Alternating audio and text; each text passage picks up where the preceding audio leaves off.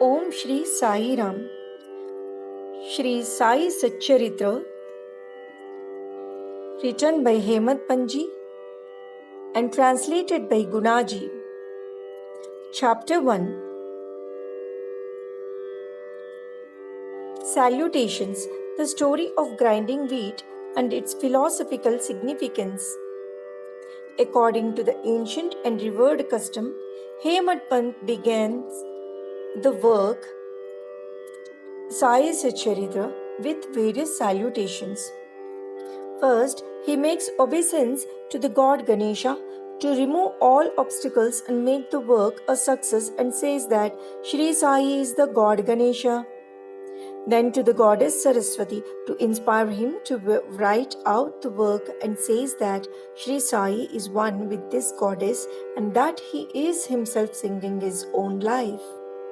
Then to the gods, Brahma, Vishnu and Shankar, the creating, preserving and destroying deities respectively, and says that Sainath is one with them, and he as the great teacher will carry us across the river of worldly existence.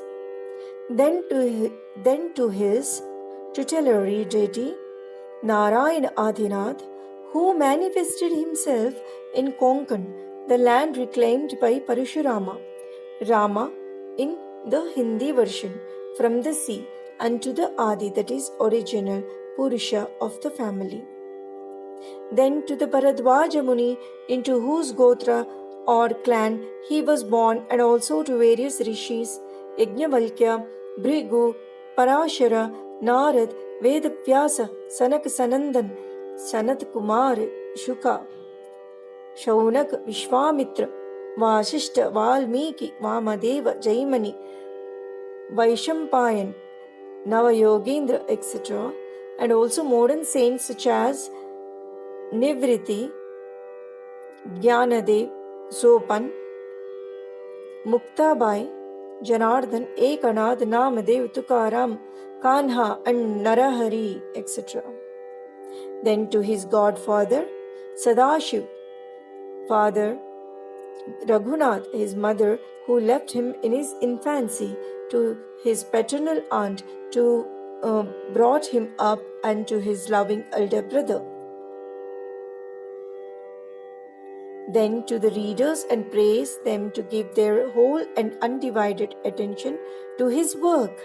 And lastly to his Guru Shri Sainath, an incarnation of Shri Dattatreya, who is his sole refuge and who will make him realize that Brahma is the reality and the world an illusion, and incidentally to all the beings in whom the Lord God dwells. After describing in brief the various modes of devotion according to Parashara, Vyasa and Shandilya, etc., the author goes on to relate the following story. It was some time after 1910 AD that I went one fine morning to the masjid in Shirdi for getting a darshan of Sai Baba. I was wonderstruck to see the following phenomenon. After washing his mouth and face, Sai Baba began to make preparations for grinding wheat. He spread a sack on the floor and thereon set a hand mill. He took some quantity of wheat in a winnowing fan, and then drawing up the sleeves of his kapni, that is robe, and taking hold of the peg of the hand mill, started grinding the wheat by putting a few handfuls of wheat in the upper opening of the mill and rotated it. I thought, what business Baba had with the grinding of wheat, when he possessed nothing and stored nothing, and as he lived on alms? Some people who had come there thought likewise, but none had the courage to ask Baba what he was doing. Immediately, this news of Baba's grinding wheat spread into the village, and at once men and women ran to the masjid and flocked there to see Baba's act. 4 bold women from the crowd forced their way up, and pushing Baba aside, took forcibly the peg or handle into their hands, and singing Baba's Leelas started grinding. At first Baba was enraged, but on seeing the women's love and devotion, he was much pleased and began to smile. While they were grinding, they began to think that Baba had no house, no property, no children, none to look after, and he lived on alms. He did not require any wheat flour for making bread or roti. What will he do with this big quantity of flour? Perhaps, as Baba is very kind, he will distribute the flour amongst us. Thinking in this way, while singing, they finished the grinding, and after putting the hand mill aside, they divided the flour into 4 portions and began to remove them one per head.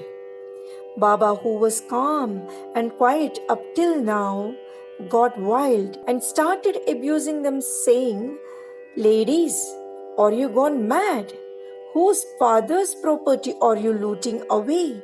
Have I borrowed any wheat from you, so that you can safely take the flour?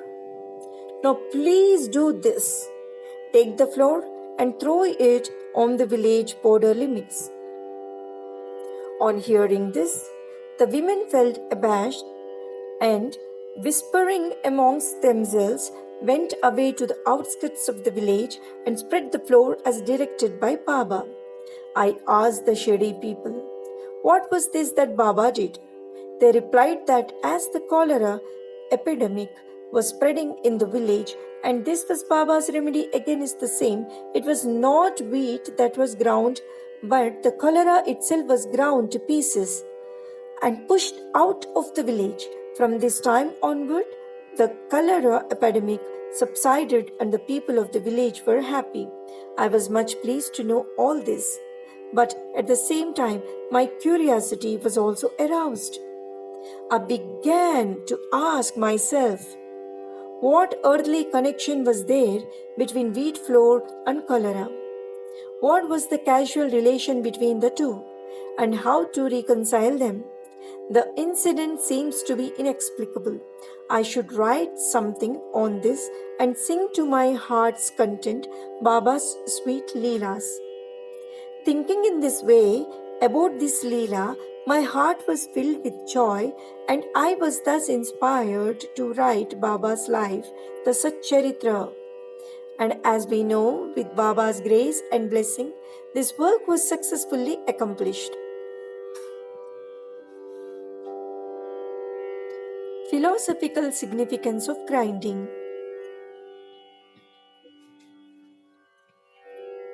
Apart from the meaning which the people of Shirdi put on this incident of grinding wheat, there is, we think, a philosophical significance too. Sai Baba lived in Shirdi for about 60 years, and during this long period, he did the business of grinding almost every day. Not, however, the wheat alone, but the sins, the mental and physical afflictions, and the miseries of his innumerable devotees. The 2 stones of his mill consisted of karma and bhakti, the former being the lower and the latter the upper one. The handle with which Baba worked the mill consisted of jnana. It was the firm conviction of Baba that knowledge or self-realization is not possible unless there is the prior act of grinding of all our impulses, desires, sins, and of the 3 gunas, that is, sattva, raja, and tama, and the ahamkara, which is so subtle and therefore so difficult to be got rid of. This reminds us of a similar story of Kabir, who, seeing a woman grinding corn, said to his guru, Nipat Niranjana, that is, I'm weeping because I feel the agony of being crushed in this wheel of worldly existence like the corn in the hand mill. Nipat Niranjana replied, do not be afraid.